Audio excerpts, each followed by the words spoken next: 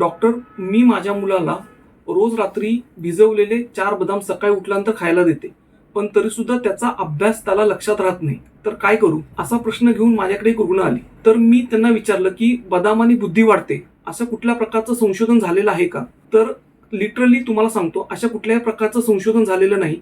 बदाम, काजू, अक्रोड हे सगळे जे पदार्थ आहेत ह्यांनी शरीरामध्ये ऊर्जा वाढते, एनर्जी वाढते.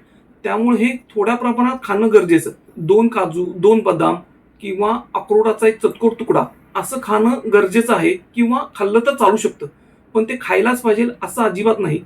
त्यातल्या त्यात काळ्या मनुका आणि सुका अंजीर हे 2 पदार्थ जे आहेत ते आयुर्वेदामध्ये खाणं योग्य सांगितलेलं आहे. काळ्या मनुकांनी शरीरातलं पित्त कमी व्हायला मदत होते आणि पोट साफ होतं. अंजिराचा सुद्धा त्या पद्धतीचाच उपयोग होतो.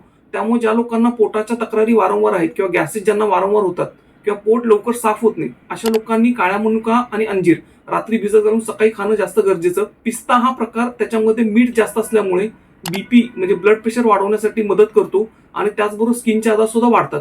त्यामुळे पिस्ता शक्यतो खाऊ नये. बाकीचे हे जे प्रकार, जे ड्रायफ्रूटचे प्रकार जे आहेत, तर ते शरीरातली ऊर्जा वाढवण्यासाठी कधीतरी भूक चांगली असताना खाल्ले तर गरजेचं. शक्यतो असे प्रकार हिवाळ्यात खावेत, उन्हाळ्यात हे प्रकार खाऊच नयेत.